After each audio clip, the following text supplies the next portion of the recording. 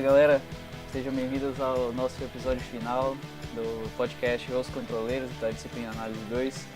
Eu sou o João Tavares e o que dizer para uma pessoa que está com estado perdido?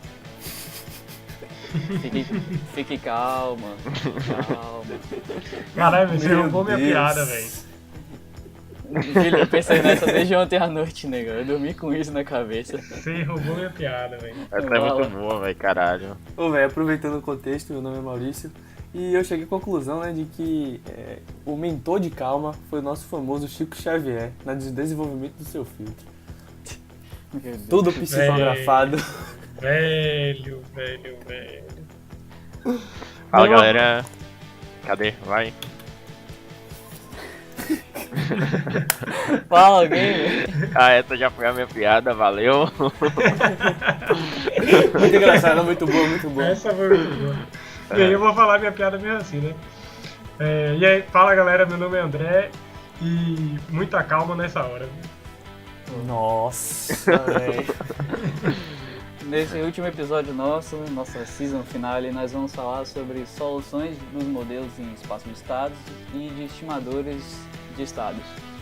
Então galera, nessa primeira parte do nosso episódio nós vamos falar sobre a solução dos modelos em espaço de estado, né? Como nós havíamos citado nos episódios anteriores do podcast, quando você tem o seu espaço de estado, seja linear ou não linear, você pode solucioná-lo através de alguns métodos analíticos ou numéricos, a depender da complexidade, né? Se suas equações não tiverem soluções analíticas, você tem que recorrer a alguns métodos numéricos, como Euler, Range-Coulter, Adams e entre outros, né? Algumas aproximações. Dos sistemas lineares, nós temos dois tipos de categorias: os sistemas que são invariantes no tempo e os sistemas que são variantes no tempo. O que são essas variações do tempo, né? Seria no caso os parâmetros que podem variar ou não no tempo, ok? Então, se seu sistema é invariante no tempo, suas matrizes A, B, C e D do espaço de estados não variam com o tempo, elas são matrizes constantes. E no caso de sistemas variantes no tempo, suas matrizes A, B, C e D são funções do tempo, ou seja, a complexidade da solução do seu modelo de espaço de estado é um tanto mais difícil, né, do que com sistemas com parâmetros invariantes no tempo. Bom, a gente já indo um pouco mais já para o ferramental matemático, a gente tem como uma solução geral para um sistema LTI, né, linearmente, o sistema linear invariante no tempo. A gente ainda tem mais duas subdivisões, né? A gente tem o sistema homogêneo e multivariado e um sistema forçado e multivariado. No sistema homogêneo, a gente vai fazer que nem a gente fazia em cálculo C, né, para resolver um EDO. Então você tinha um sistema, um EDO, uma equação diferenciada em primeira ordem, e aí quando você trazia isso, fazia a solução desse sistema, você chegava numa equação resultante, em que o estado que você quer resultante vai ser igual à exponencial de alguma coisa associada ao tempo vezes a sua condição inicial. Já no caso de espaço de estados, essa sua exponencial ela vai ser elevada à potência associada à sua matriz A do seu sistema vezes o tempo do processo. Essa exponencial ela ganha uma nomenclatura diferenciada, né, que é a exponencial matricial. No MATLAB, a gente tem como fazer esse cálculo através da função SPM. A gente passa essa função SPM na linha de comando, usando como parâmetro a nossa matriz A do sistema, e ele já retorna a solução para esse cálculo matricial. Se a gente for fazer na mão mesmo, no cálculo computacional, essa matriz exponencial ela seria representada através de uma série, na qual aí na sua plataforma de vídeo você consegue ver que ela seria da sua matriz identidade mais a sua matriz A vezes o tempo, sendo ponderada pelo tempo, mais a sua matriz A ao quadrado vezes o tempo ao quadrado dividido por 2 fatorial e assim sucessivamente compondo a série. A soma de todos esses componentes vai ser aproximada à sua exponencial matricial. Já para o sistema forçado, você vai ter o mesmo tipo de formulação, na qual a resultante da sua EDO vai ser uma exponencial também, só que desta vez você tem uma outra componente que é associada às suas entradas do seu sistema. Então, a gente, nesse caso, na solução geral, você tem o seu x, o seu estado que você quer pegar pelo tempo, será igual a matriz, a exponencial matricial, vezes a sua condição inicial do seu sistema que você está calculando, mais a integral da sua matriz exponencial, vezes o b, a sua matriz de entradas, as suas entradas dos seus sistemas, e tudo isso sendo integrado no espaço de tempo que você quer determinar. Bom, pessoal, mas é importante também a gente pensar no significado físico disso, né? O que é que isso significa fisicamente. Basicamente, como você falou, João, você vai ter, foi até interessante a nomenclatura que você colocou homogêneo e o outro você colocou forçado. Fisicamente é bem isso, né? Você tem, se você não tem nenhuma força força externa agindo no sistema. Então, como exemplo, eu posso ter um sistema massa-mola em que a gente considera aí que a força de atrito é desprezível. Então, quando eu boto o meu sistema em determinada condição inicial, eu vou ter aí que esse sistema vai ficar sempre oscilando, né? Então não tem nenhuma outra força atuando no meu sistema. E o forçado, como você falou, né? Tem uma força aí que tem que atuar no sistema de alguma maneira, né? Então, se a gente pensar, por exemplo, no pêndulo invertido, a gente tem que o nosso pêndulo, para ele poder ficar na posição que a gente deseja, né? No caso do pêndulo invertido, ele fica assim para cima. A gente tem que atuar nesse sistema para poder conseguir manter esse estado, certo? Isso. E aí, a partir daí, voltando para o conceito de solução, a gente introduz um conceito chamado matriz de transição de estados, que ela vai substituir, que vai ser igual, né, à sua matriz de exponencial. Então você tem a matriz, que vai ser uma ferramenta que vai auxiliar no seu cálculo da solução de suas EDOs. Vocês podem ver nessa plataforma visual que essa matriz está substituindo exatamente o termo do exponencial, né? Tanto dentro da integral para o sistema forçado, quanto na solução em geral para o sistema homogêneo. E lembrando que essa matriz é a série, né, de Peano-Baker, se vocês quiserem dar uma aprofundada no assunto. Mas então, como a gente calcula essa matriz? Como obter essa matriz de transição de estados? Para uma série variante no tempo, é necessário uma série de resolução de algoritmos robustos, de códigos específicos, né, no MATLAB, no nosso caso, que não vamos abordar nesta aula para vocês. Entretanto, a gente traz para sistemas invariantes no tempo, que nós podemos obter essa matriz de transição através da transformada de Laplace do polinômio característico do seu sistema, que você pode encontrar por S vezes identidade menos a matriz A. Você faz a transformada inversa da inversa do módulo do determinante. Você pode encontrar pela fórmula de Sylvester, que usa o teorema de Cayley-Hamilton, que diz que todo polinômio característico tem um polinômio mínimo que divide ele. E através desse conceito você desenvolve e encontra a sua matriz de transição de estados. E também você pode utilizar uma diagonalização de matriz do sistema. E você faz um estudo da estabilidade desse sistema. Como exemplo dessas matrizes de transição de estado, a gente tem umas formas canônicas que a gente representou no episódio passado, né? Que ela faz a transição do estado, ela multiplica os nossos estados do sistema, levando de um estado inicial a um estado desejado, através justamente da diagonalização da matriz do sistema, né? Você consegue achar os valores e aí você consegue representar o seu sistema de um jeito ou de outro. E agora conectando os assuntos que nós vimos no episódio passado sobre controlabilidade e agora nós estamos vendo a matriz de transição de estados. Se um dos seus estados ele é controlável, significa dizer que você consegue criar uma lei de controle que você possa modificar esse estado através de uma entrada.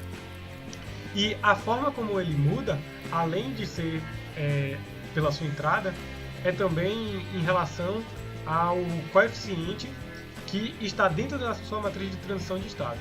Então, a matriz de transição de estados, ela mostra as propriedades intrínsecas ao estado do seu sistema que você pode querer controlar, no caso.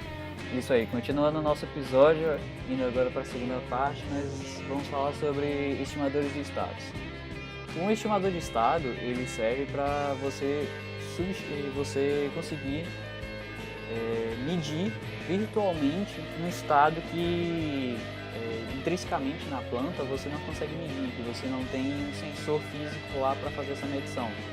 Então, aproveitando até a piada de Maurício, né, você vai acabando tendo que pensar além de como é que esse seu estado ele consegue ser encontrado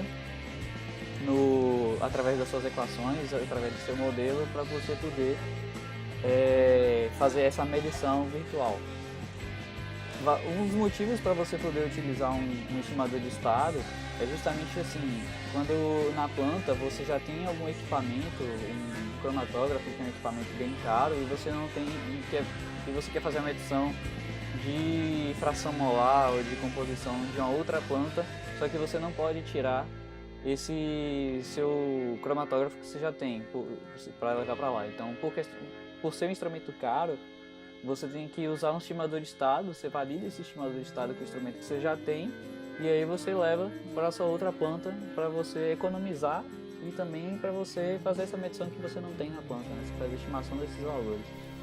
Então, só para resumir mesmo aí o que o João falou, como vocês podem ver na sua plataforma, a gente tem um diagramazinho de bloco explicando mais ou menos como é que ele funciona, né? Nós temos a entrada do sistema, aí essas entradas vão para o modelo dessa planta que você tem, que entra no estimador. Então esse estimador coleta tanto a saída desse modelo quanto a saída da sua planta. E ele vai fazer um sistema baseado nos erros das suas variáveis que são medidas, vai usar uma covariância em cima dessas variáveis para poder ajustar a predição das suas variáveis que não são medidas. Seja porque é caro, seja porque não consegue, não tem. E aí você forma um X, como vocês podem ver aí, medido, estimado, que vai atender a sua necessidade. Essa representação é pelo X-Chapéu que a gente tem aí na saída do estimador de estados.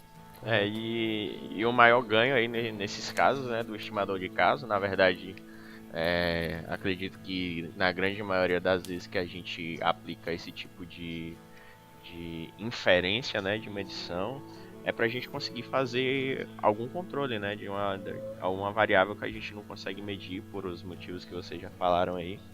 E mesmo assim a gente precisa ter um controle sobre essas variáveis. Então, uma das alternativas que existem aí é justamente desenvolver esse estimador de estado. Bem, a gente vai apresentar para vocês aí nesse episódio 2 métodos de projetar um estimador de estado, né? A gente primeiramente vai falar um pouco sobre a alocação de polos e logo em seguida vai falar sobre o filtro de Kalman. Em seguida, falando agora um pouco sobre a alocação de polos, quando você tem a fórmula matemática a sua equação de transferência, né? Você às vezes quer controlar uma variável através da outra e você quer estabilizar a sua variável controlada, certo? Então o que acontece? Dos métodos de você fazer isso é você adicionar polos no seu sistema para fazer com que essa variável que você quer controlar ela tenha um comportamento do seu desejo, ok? Então você que diz quais são os polos, porque dessa forma a sua variável vai seguir o caminho que esses polos determinam. No caso, para os sistemas CISOs, essa alocação de polos é feita de uma forma muito simples e é muito eficiente, ok? porque você tem uma variável de entrada e uma variável de saída, e você apenas controla a saída pela entrada. Então é uma forma muito simples de você implementar essa alocação. E no caso de sistemas mínimos, o sistema é um pouco mais complicado, porque as variáveis elas não são tão independentes entre si. Às vezes você tem uma variável na saída que depende de 5 variáveis da entrada. Ou então às vezes você tem 2 variáveis da saída que se comunicam com 3 da entrada, enfim. Então, às vezes, você jogar esse polo, você atribuir qualquer polo arbitrariamente para o seu sistema, você pode jogar mais de uma variável de saída para um outro estado, para mais além, até instabilizar o seu Exatamente. sistema. O que o João quis dizer é o seguinte, às vezes você quer mexer em uma variável, colocando um polo em uma função de transferência, e aí esse polo que você implementou nessa função de transferência vai acabar ocasionando uma outra mudança em outra variável.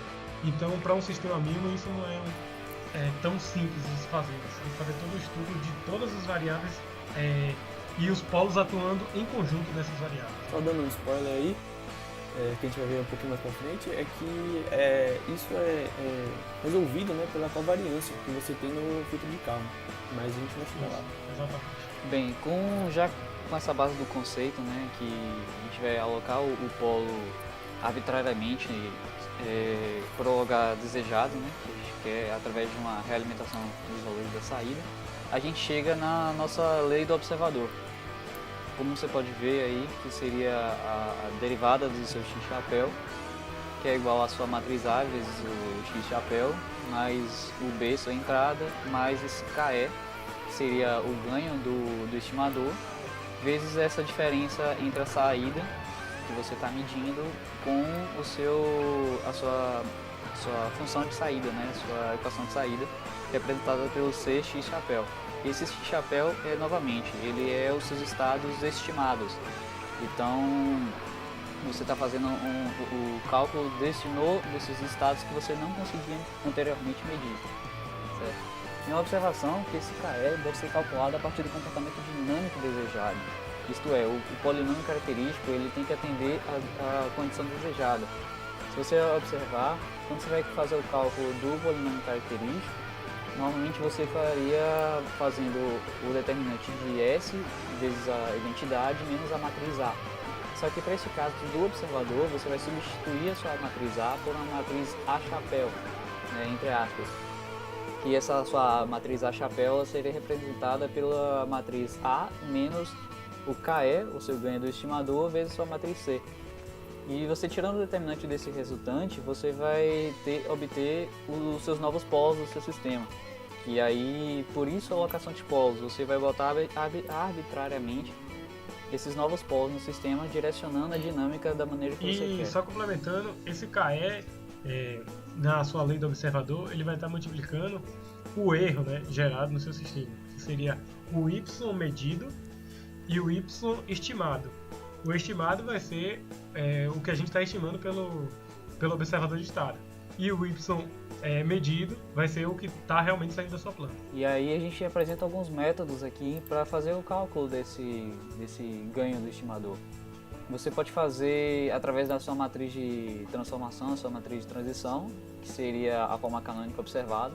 Então você percebe lá na sua forma canônica observável os polos que você quer trabalhar, você usando esse valor no cálculo da sua matriz, da sua nova matriz A, né, sua matriz A chapéu, você já consegue direcionar, fazer a nova dinâmica do seu sistema.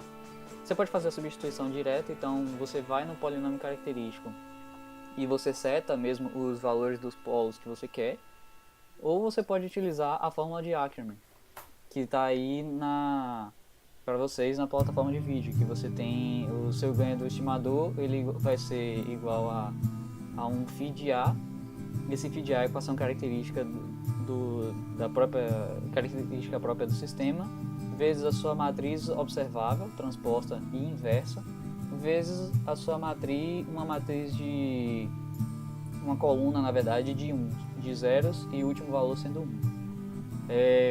Para não precisar fazer esse exercício matemático na mão, o MATLAB ele já apresenta para vocês duas funções que você pode fazer a formulação através de Acker.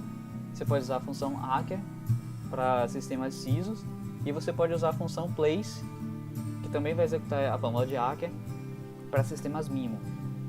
Você pode jogar exatamente como está mostrando aí na tela para vocês a sintaxe da função, que ele vai gerar para vocês as matrizes de ganho do observador. Bom, agora a gente começa a falar aí um pouco do filtro de Kalman, né? Que é um outro método de implementar um estimador de estados com um ganho muito maior para sistemas MIMO. E o filtro de Kalman ele traz para a gente um modelo de estimação estocástico, ou seja, ele faz uma análise estatística, exato, de tanto a sua relação entre suas variáveis, como o distúrbio que está tendo na planta. Então tudo é levado em consideração para esse filtro. Então você tem aí a equação, como vocês podem ver na plataforma de vídeo, que seu x vai ser igual ao A vezes a matriz do momento passado, vezes B, a entrada do momento passado, mais o distúrbio, multiplicando a matriz G, que é o ganho do distúrbio, e você tem sua saída, que você também tem um distúrbio na saída, que é referente à sua medição. Então o seu sensor está ali também sendo avaliado com uma certa probabilidade de erro, então uma análise estatística da sua medição. Para o filtro de Kalman, a gente tem duas premissas que a gente tem que levar muito a sério na hora de fazer o modelo e também de criar esse estimador, que é o que? O ruído da nossa planta, esse ruído, o ômega K e o nu de K também, eles são caracterizados como ruídos brancos. Então eles têm média zero e variância que podem corresponder às matrizes K e a matriz R, que a gente vai ver um pouquinho mais para frente. E também a segunda premissa é que esses ruídos eles não podem ser correlacionados. Então se você mexer em um, ele não vai interferir no outro. Então você não vai perpetuar erros de cálculo. Então ele já é bem mais restrito quando você coloca essas duas condições. E também, só complementando, né? Apesar de, como está mostrando aí na plataforma de vídeo, que o filtro de Kalman está sendo implementado em um sistema discreto, isso também pode ser feito para um sistema contínuo. É claro que você vai trabalhar em vez de x de k, x de t, né? E as matrizes A, B, C, elas vão ser também matrizes voltadas ao sistema contínuo, né? E também falando sobre o objetivo do filtro de Kalman, o objetivo físico, né? O que seria a implementação do filtro de Kalman? Então, o objetivo é você utilizar medições de grandezas realizadas ao longo do tempo, em que essas grandezas elas estão contaminadas com ruídos ou até mesmo incertezas, e através dessas medições você gera resultados que esses resultados tendam a se aproximar dos valores reais das grandezas medidas. Ou seja, é exatamente aquilo que João falou sobre o exemplo que o João falou sobre o cromatógrafo. Você deseja saber o valor de uma variável, uma medida, só que você não tem o medidor em si. Então você utiliza o filtro de Kalman através de análise estatística desses dados, e através disso você consegue determinar o seu valor de saída, né? Isso. Para você projetar o filtro de Kalman, você tem três métodos que você pode seguir, né? Três vertentes que você pode seguir. Uma delas seria a abordagem geométrica. Então você vai trabalhar através de projeções vetoriais desses dados, desses estados que você tem na medição. A segunda abordagem seria através de inferência estatística, já trabalhando com um pouco da abordagem clássica das curvas gaussianas e também das redes de Bayes. Já a terceira formulação seria via um problema de otimização. Essa é uma vantagem do filtro de Kalman, que você consegue trabalhar também com a otimização do seu sistema associado. Na sua plataforma de vídeo a gente vai mostrar para você mais ou menos como seria através da inferência clássica, né? Inferência estatística. Então você pode ver aí que através da inferência bayesiana a gente precisa ter um conhecimento a priori do nosso sistema, certo? De como é que é o comportamento dele inicialmente, e a partir daí ter uma projeção, né? Fazer uma inferência de como vai ser o comportamento desse sistema posteriori. Então, a partir de um determinado momento em que eu entre aspas, eu paro de fazer as medições desse estado, que eu vou fazer uma projeção para o futuro para ver como é que vai ser esse comportamento desse meu novo estado, né? Levando em relação às suas matrizes de covariância, tanto o Q quanto o R. E aí depois que você faz a junção desses dois conhecimentos que você tem sobre o sistema, um conhecimento a priori e um conhecimento posteriori, você chega a uma estimativa ótima, corrigida. Então você consegue fazer uma correção de como o seu sistema pode se comportar. E qual é a distribuição de probabilidade, qual é a forma gaussiana, né, em relação à distribuição sobre a moda do seu sistema, que vai representar esse seu estado medido. Lembrando também que o filtro de Kalman, como ele vai se autocorrigindo durante as novas etapas de predição, ele consegue fazer esses cálculos a partir de uma recursividade. Então, para ele calcular um novo estado, ele faz um recálculo de todos os ganhos do estimador, através das equações que você consegue ver na plataforma de vídeo. Ele vai fazer o cálculo dos ganhos do estimador a partir do tempo, através do P aí, que seria a representação da probabilidade através da ferramenta esperança, do operador de esperança em cima desses estados. E aí você vai recalculando esses valores, corrigindo o valor que você tem do passado, seguindo para a próxima medição, usando como base o seu passado para você fazer essa predição, e aí fazendo as correções dos valores e tendo essa ação de um sensor virtual. E no caso que nós não trouxemos como exemplo a formulação do problema de otimização, seria mais ou menos você levantar modelos estatísticos mesmo, e que esses modelos consigam representar bem a sua planta, né? Então, como o objetivo de filtro de Kalman é você saber a medida de um valor que você não tem um sensor medindo, o problema de otimização, ele tenta levantar um modelo para que a incerteza voltada para essa medição e os erros dessa medição sejam os menores possíveis. Para fazer a implementação do filtro de Kalman, a gente trouxe aqui para vocês duas funções que você pode implementar no MATLAB, que durante a disciplina vão ser uma mão na roda assim, para você fazer a implementação, você puder entender direitinho. A primeira função seria para um sistema contínuo, ela é a função LQE, na qual você consegue ver a sintaxe dela aí na sua plataforma de vídeo, na qual o primeiro parâmetro dela seria o seu sistema em espaço de estados. Então você tem a sua matriz A, a matriz B, a sua matriz G para a sua equação de estados e a sua matriz C e D para a sua equação de medição.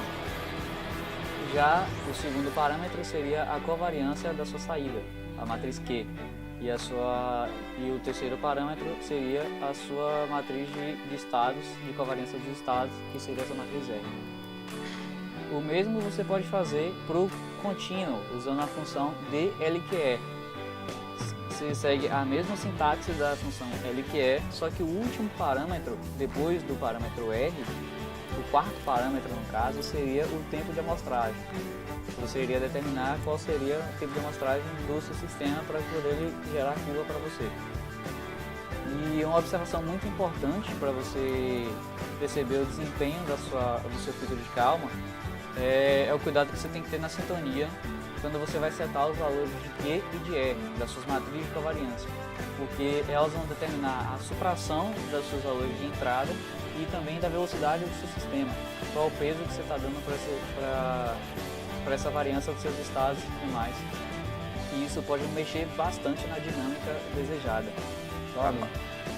Tá, então pessoal, uma característica do filtro de Kalman também, que ele é utilizado para sistemas lineares, né? Então, a versão inicial do filtro de Kalman, a gente tem um sistema linear, e aí a gente, como o pessoal explicou, a gente faz inferências aí a partir da construção do filtro de Kalman e do nosso sistema. Existem algumas variações do filtro de Kalman, certo? E uma delas é o filtro de Kalman estendido. E a ideia do filtro de calma estendido é tentar um pouco minimizar essas divergências aí entre o sistema físico, se a gente estiver trabalhando com um sistema não linear, e a estimativa que a gente está fazendo, certo? Porque o sistema de calma, ele só trabalha com sistemas lineares. Então, a ideia é justamente fazer uso dessa recursividade do filtro de calma, essa característica do filtro de calma, e realizar uma linearização a cada instante que a gente faz a estimativa para poder tentar aí então a ideia é usar essa característica da recursividade, né, que o filtro de calma tem, para a gente poder tentar minimizar aí essas divergências entre o modelo não linear e o modelo linear, né?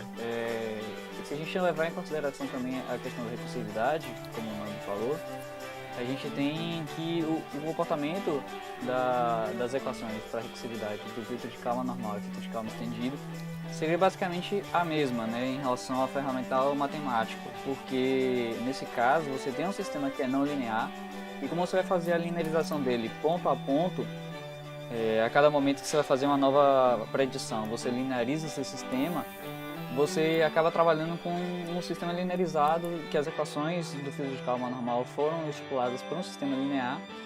Então você pode reutilizar toda aquela etapa de predição e correção dos seus valores dos ganhos do estimador de estado. Uma grande desvantagem de você utilizar o filtro de calma estendido para o seu sistema não linear seria o custo de processamento dos cálculos desses estados. Porque como ele vai precisar fazer a linearização todas as vezes a cada ponto, seria um esforço muito grande de cálculo para até o próprio MATLAB, às vezes, ele ficar fazendo ponto a ponto se você estiver trabalhando com um tempo de amostragem pequeno e um tempo de resolução, né, que você quer prever muito grande. Então ele vai demorar mais para poder executar. E um conselho, se você estiver rodando com o MATLAB e o Google Chrome ao mesmo tempo, ou você vai continuar mexendo no seu Facebook, no seu Instagram, ou você vai partir por MATLAB e terminar seu negócio, porque senão, filho, não vai rodar. Se estiver mexendo com o AutoCAD junto, desista, viu? E você trabalha com filtro de calma estendido, não te garante que essas predições ela vai ter uma estabilidade para o seu sistema, certo? Só um acréscimo aí a essas desvantagens, João. E para aplicações industriais, está cada vez mais fácil fazer essa implementação do calma estendido. Eu digo isso porque a evolução que temos hoje na tecnologia permite um processamento muito maior do que a gente tinha quando ele foi primeiramente abordado. Então isso está ficando cada vez mais fácil. Pois é, Maurício. Também existe até na indústria hoje outros tipos de estimadores de estados que eles utilizam redes neurais para fazer a estimação desses valores, né, para eles preverem esses valores, e também por sintonia através de lógica fuzzy. E assim, existem vários tipos de estimadores de estados que você tem no mercado. Só que o que vai determinar você escolher se eu vou utilizar locação de polo, filtro de calma, rede neural ou fuzzy, vai ser a pessoa que vai estar projetando isso daí, né? Ele vai, qual é o conhecimento que ele tem mais aprofundado em qual desses 4 que a gente deu de exemplo. E de quanto também tem em relação a dinheiro, né? Com certeza. Também para ver qual é o sistema que ele vai processar esses dados. Importante. E vale lembrar que a mesma coisa que a gente falou para você ter cuidado na implementação do filtro de calma normal, a gente vai falar sobre o filtro de calma estendido. Já que ele trabalha também com as matrizes Q e R, as matrizes de covariância, tenha cuidado na hora que você vai setar esses valores, porque eles vão mexer. E só mais uma coisa também, fazendo agora a comparação entre o filtro de calma e o filtro de calma estendido, nós estamos fazendo uma implementação do filtro de calma, tanto estendido quanto normal, num misturador com aquecimento. E o que acontece é que o filtro de calma normal e o estendido, eles conseguem estimar bem o estado num certo valor de operação normal, certo? Em que a gente utilizou esse valor, esse ponto, para linearizar o sistema. Só que quando a gente muda demais o valor de operação, por exemplo, nós colocamos algum distúrbio na entrada, por exemplo, nas entradas do sistema, por exemplo, o filtro de calma estendido ele consegue acompanhar melhor essas mudanças do que o filtro de calma normal, justamente pelo fato de que o filtro de calma estendido ele fica linearizando de tempo em tempo, né, esses valores. Então, o filtro de calma estendido ele consegue segurar mais, ou seja, ele consegue estimar melhor os seus estados do que o filtro de calma normal. É isso aí, galera. Chegamos ao fim dessa primeira temporada de podcasts aqui dos Controleiros. Foi um prazer ter vocês como ouvintes. Espero que tenha ajudado bastante a vocês na disciplina de Análise 2. Bons estudos seguem aí pela frente. Após a Análise 2 ainda vem Controle Avançado e Multivariado. E também temos Controle Não Linear. Acabou! É isso aí. Valeu. Bom aqui. Muito obrigado aí, galera. Falou, Valeu. galera. Boa sorte pra vocês, pra sucesso. Bons estudos, Valeu, viu? falou. BRX. Então, esses sistemas, eles também são